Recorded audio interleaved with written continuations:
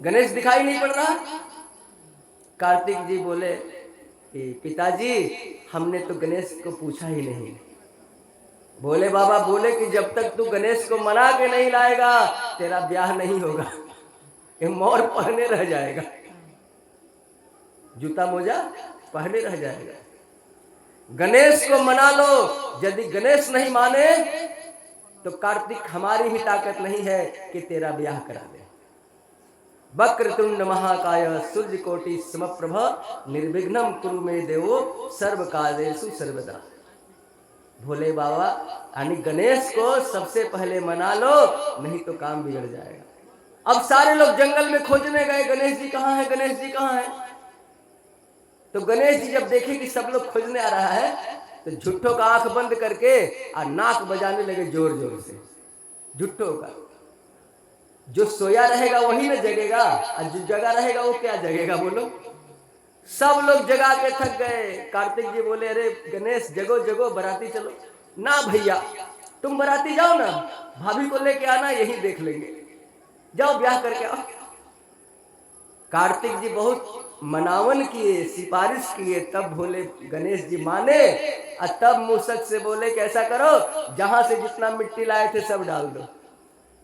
सड़क ठीक हो गई और कार्तिक का विवाह हो गया। प्रेम से बोलो गणेश भगवान की। तो देखो भैया, सोमवार को तो भोले बाबा को मनाएंगे। मंगल किस भगवान का दिन है? बजरंगबली हनुमान जी का दिन है। भूत पिशाच निकट नहीं आवे, आ महावीर जब नाम सुनावे। नासे रोग हरे सब पीरा, जपत निरंतर हनुमत वीरा। तो जब हनुमान जी की पूजा मंगलवार को करेंगे तो विचार करो, क्या उल्टा पुल्टा काम करेंगे? किसी का चोरी डाका करेंगे? बोलो, झूठ बोलेंगे?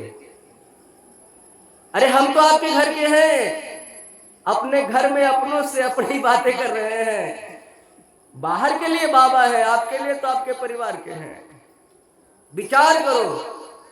इसलिए मंगल के दिन भी हम कुछ नहीं उल्टा पुल्टा करेंगे। अब आया बुधवार, तो बुधवार तो भैया गणेश जी का दिन है। देखो गणेश जी को नहीं मनाए थे कार्तिक जी, तो क्या हुआ। और बृहस्पतिवार गुरुवार है ना, गुरु जी का दिन है। अरे भगवान रूठ जाएंगे तो कोई बात नहीं, यदि गुरु को मना लोगे तो भगवान को मानना ही पड़ेगा।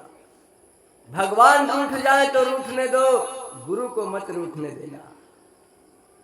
गुरु ब्रह्मा गुरु विष्णु गुरुदेव महेश्वर, गुरु साक्षात पर ब्रह्मा, तस्मै श्री गुरुवे नमः। प्रेम से बोलो गुरुवर भगवान की। तो गुरुवार के दिन हम गुरु जी की पूजा करेंगे। देखो भैया, गुरु की कृपा जिस पर हो गई, सच कहते हैं आपको, अंदर की बात कहते हैं, गुरु की कृपा जिस पर हो गई वो मालोमाल हो गया, और गुरु की कृपा जिस पर नहीं हुई वो कंगाल हो गया। हम पर क्या है? हमको तो सब लोग देखा है। हम कहाँ गए? वृंदावन अयोध्या साल में 2-3 बार जाते हैं, लेकिन कम समय के लिए। गुरु का आशीर्वाद है कि प्रवचन कर रहे हैं, सत्संग कर रहे हैं, राम कथा कृष्ण कथा कहते हैं, गुरु का आशीर्वाद है भैया। गुरु की कृपा हम पर है। हम डंके की चोट से कहेंगे, चेहरा हमारा होता है लेकिन हमारे अंदर से गुरु महाराज बोलते हैं। वाणी हमारी नहीं होती, चेहरा भले हमारा दिखाई पड़े, लेकिन ये जो सत्संग की वाणी निकल रही है, एक गुरुदेव की वाणी निकल रही है। इसीलिए गुरु की कृपा जिस पर हो जाती है वो मालोमाल हो जाता है। इसीलिए गुरुवार को हम लोग गुरु जी की पूजा करेंगे। शुक्रवार किस देवता का दिन है? अरे संतोषी मैया। चना गुड़ चढ़ाओ, संतोषी मैया को मना लो। गजधन गोधन बाजधन और रतन धन खान, और जब आए संतोष धन सब धन धूरी समान। संतोष से बड़ा धरती पर कोई धन नहीं। आज शनिवार, शनिचरा भगवान का दिन है भैया। वो शनि महाराज जो है ना, सूर्य के बेटा है और बड़े कड़े मिजाज के हैं। शनि का जिस पर कृपा हो जाएगा उसकी जिंदगी खुशहाल हो जाएगी, और शनि का जिस पर कृपा नहीं होगा बड़ा कष्ट में उसका जीवन बीतता है। इसीलिए शनि भगवान को मनाएंगे शनिचर को, और इतवार को, रविवार को हम लोग मनाएंगे किसको? सूर्य भगवान। सूर्य की पूजा करो। रविवार के दिन नमक मत खाइए, हो सके तो एक बेला फल फूल खा के रह जाइए, एक बेला रोटी खा लीजिए। हम जो बताते हैं करके देखना। रविवार के दिन गायत्री मंत्र पढ़ते हुए जो एक लोटा सूर्य भगवान को जल देगा, उसकी बड़ी बड़ी बीमारी जल्दी ठीक हो जाएगी दवा खाने से। सूर्य भगवान निरोग करते हैं हमारे शरीर को, इसलिए नमक सप्ताह में एक दिन खाना बंद करो। नमक खाना है तो सेंधा नमक आप लोग अपने घर में लाओ, पत्थर वाला नमक खाइएगा तो 50 बीमारी बिना दवा के ठीक हो जाएगी। पत्थर वाला नमक बड़ा सस्ता है, कोई महंगा भी नहीं है। साहेबगंज जाओगे तो हम पता बता देंगे, 200 रुपये में 5 किलो। कितना सस्ता है। साहेबगंज में 200 रुपये में 5 किलो। मिर्जा चौकी पीरपैती में 40-50 रुपये किलो मिलता है। तो रविवार को सूर्य भगवान को एक लोटा जल दो कम से कम गायत्री मंत्र पढ़ के, और सबको गायत्री मंत्र याद कर लेना चाहिए, क्योंकि गायत्री मंत्र किसी देवी देवता का मंत्र नहीं है। गायत्री मंत्र में किसी देवी देवता का नाम नहीं है। गायत्री मंत्र में भगवान से कहा गया है कि हे भगवान, तू हमारे अंदर बैठ जा ताकि हमारा सब काम बन जाए। गायत्री माता सद्बुद्धि की देवी है। सद्बुद्धि, जिसको जिसको बुद्धि चाहिए गायत्री मंत्र याद करके बोलना शुरू कर दो। महर्षि मेही बाबा ने गायत्री मंत्र के बारे में कहा है, हमने तो 1-2 जगह सुनाया भी है। उनकी जो पदावली है, गंग जमुनसी पद है, उसमें महर्षि मेही बाबा ने कहा है, अनहु से अनुरूप ब्रह्म संग सहज ही सुरति मिलाई, ध्वनात्मक गायत्री ध्याना जो जन करहि सदाई। जो गायत्री का ध्वनात्मक ध्यान करेगा, यानी अंदर में गायत्री का ध्वनि होता रहे और बिंदु पर ध्यान लगा रहे।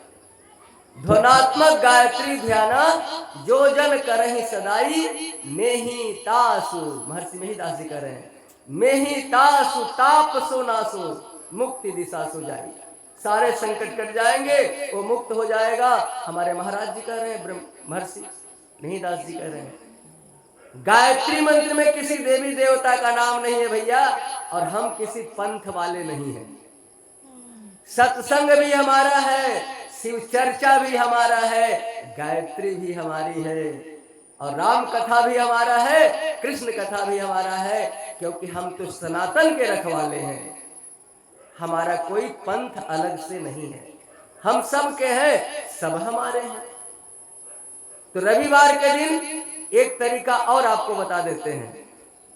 जो बच्चा लोगों का दिमाग कमजोर है, दिमाग जिसको पढ़ने में मन नहीं लगता, मेरी बात मान लो, प्रतिदिन 5 लाइन गायत्री मंत्र लिखना शुरू कर दो।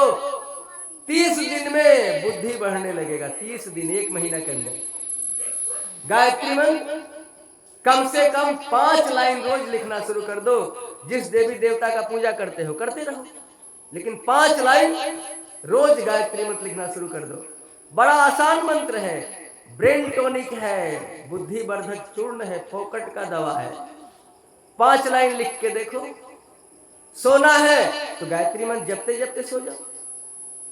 दुर्गा जी की पूजा करनी है तो गायत्री मंत्र जपोगे तो दुर्गा जी प्रसन्न हो जाएगी। काली मैया की पूजा करना है, गायत्री मंत्र जपोगे तो काली माता प्रसन्न हो जाएगी। गुरु जी की पूजा करना है, गायत्री मंत्र जपोगे तो गुरु जी प्रसन्न हो जाएंगे, क्योंकि गायत्री से सद्बुद्धि मिलती है, बुद्धि। गायत्री मंत्र में किसी देवी देवता का नाम है ही नहीं, वो ब्रेन टॉनिक है, सद्बुद्धि की देवी गायत्री माता। तो रविवार के दिन यदि आपसे सपर जाए तो सूर्य उदय से पहले जगो, बिना स्नान किए। ये मत सोचना कि शरीर अशुद्ध है, पूरब मुंह खड़ा हो जाओ सूरज उदय से पहले, आंख बंद कर लो, ध्यान करो कि भगवान सूर्य पूरब दिशा में उग गए हैं और उनकी लाल किरण से हमारी सारी बीमारियां जल के भस्म हो रही है, हम स्वस्थ निरोग हो रहे हैं। ऐसे हाथ करो, पैर तक हाथ ले जाओ, सूर्य भगवान को एक बार प्रणाम कर लो।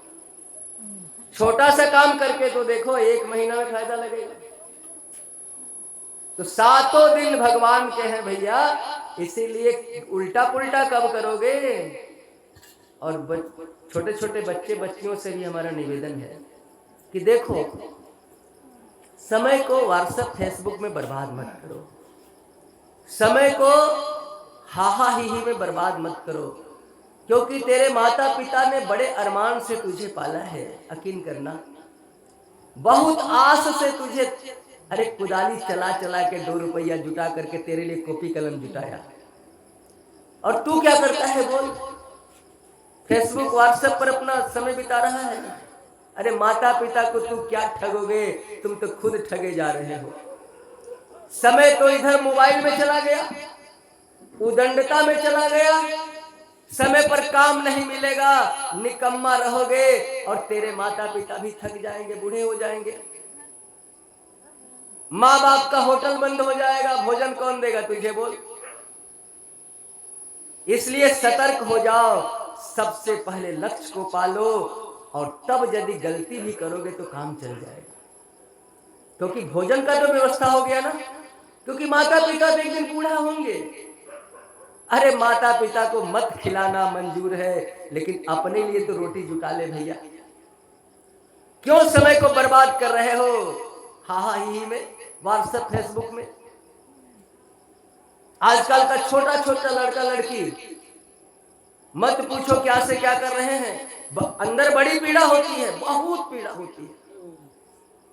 वो लोग समझते ही नहीं है कि हमें क्या करना है क्या नहीं करना है, गलत कदम उठा लेते हैं और बाद में पश्चाताप के सिवा कुछ नहीं मिलता, कुछ नहीं मिलता है, पर पूरे जिंदगी पछताना पड़ता है, क्योंकि जिस लड़का से तुमने ब्याह किया भाग करके, वो तो निकम्मा है। घर लौट के किस मुंह से जाएगा और तेरा रोटी कहां से जुटाएगा बोल। उस जाल में कभी मत फंसना। ये लोग बहुरूपिया हैं, क्या कहते हैं, तुम हमसे ब्याह नहीं करोगी ना तो हम ट्रेन में कट के मर जाएंगे। दूसरा क्या कहेगा, हम तो फांसियां लगा लेंगे। तीसरा क्या कहेगा, हम तो गंगा में गोते लगा लेंगे। भोली भाली जाल में फंस जाती है, जिंदगी बर्बाद हो जाती है। अरे तुमसे बढ़िया मिलेगा तो कल तुमको भी पहाड़ पर ले जाएगा कि चलो पिकनिक मनाने जा रहे हैं, वहीं से धक्का देके नीचे गिरा देगा, फिर दूसरे के साथ चला जाएगा, फिर दूसरे से भी धक्का देके नीचे गिराएगा, फिर तीसरे के साथ चला जाएगा। तुम्हारा क्या होगा। इसलिए विचार करो, असली सत्संग यही है कि तुम्हारे अंदर ज्ञान प्रकट कर दे। जब तुम्हें नौकरी मिल जाएगी, मंजिल मिल जाएगा, तो फिर सारी संगठनें दूर हो जाएगी। चलिए हम लोग भजन का आनंद लेते हैं, फिर कथा में आगे चलेंगे। शिव बोले हितकारी, लाज राखो हमारी। शिव बोले हितकारी, लाज राखो हमारी। राखो हमारी लाज, राखो हमारी। राखो हमारी लाज, राखो हमारी। हे डमरू के धारी, लाज राखो हमारी। शिव बोले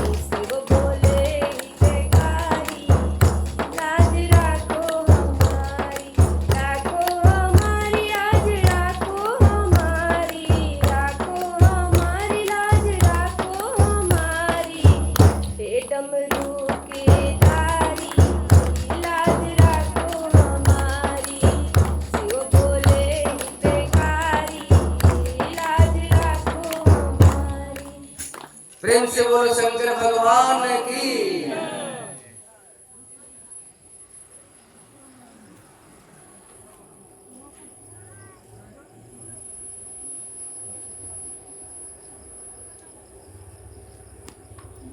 देखो, सबसे बड़ा धर्म संसार में क्या है? सबसे बड़ा धर्म यानी सबसे अच्छा काम संसार में क्या है? तो संसार में सबसे अच्छा काम है दूसरे की सेवा करना। तुलसी बाबा ने इसी को लिखा। क्या लिखा रामायण में? परहित सरिस धर्म नहीं भाई। हे भाई, धरती पर परोपकार के समान दूसरा कोई धर्म है ही नहीं। सीधा लिख दिया। कोई इसमें संकोच नहीं किया लिखने में कि अगरबत्ती जलाना पड़ेगा, धूपबत्ती जलाना पड़ेगा, ध्यान करना पड़ेगा, पूजा करना पड़ेगा। सबसे बड़ा धर्म बताया, परहित सरिस धर्म नहीं भाई, पर पीड़ा सम नहीं अधमाई। दूसरे को कष्ट पहुंचाने के समान धरती पर कोई पाप नहीं और दूसरे को की सेवा करने के समान धरती पर कोई पुण्य नहीं।